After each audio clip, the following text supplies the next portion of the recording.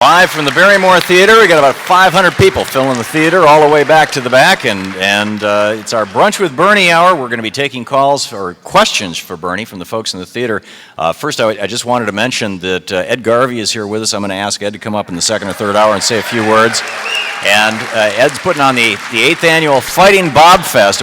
Ed Garvey is the editor and publisher of FightingBob.com, and they put on the Fighting Bob Fest every year.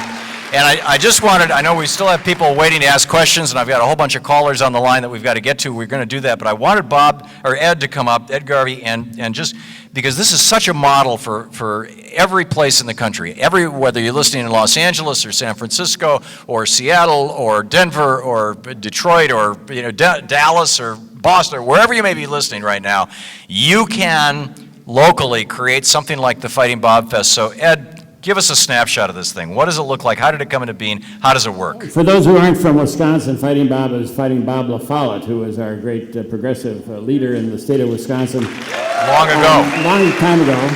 But Wisconsin has 3 senators. I don't know if you know this, because Thom Hartmann from Iowa also serves as our 3rd senator. So Thom Hartmann will be the keynoter at this Fighting Bob Fest, and Bernie Sanders.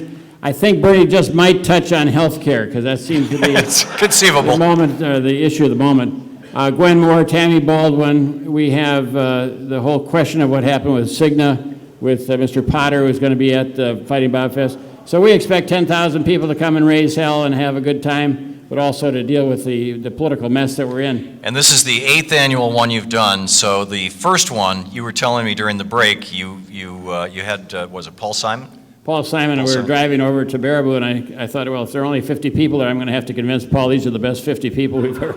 We culled the list, but fortunately we had about 1,000 people, and it's grown ever since, thanks to the good people who are here today, and to the Cap Times that have been big supporters. And this year it'll be over 10,000, and that's... We think it'll have 10,000, and more importantly, Bernie Sanders wants us to do one in Vermont, and Harkin wants us to do one in Iowa, and others want us to do one in Minnesota, so we need some volunteers who are ready to get back on the road and let's spread the movement, the progressive movement throughout this country, and that's what Fighting Bob Fest is really all about. And so clone one in your community, and you can contact Ed Garvey over at fightingbob.com. And if you'll promise to be here next year, we'll make you the keynoter. How's that? Oh, I would love to. All right. I would love to. Ed, thank you very much. Thanks for coming up, and thanks for the great work you're doing. It is wonderful. One of the great icons here in Wisconsin. Ed Garvey.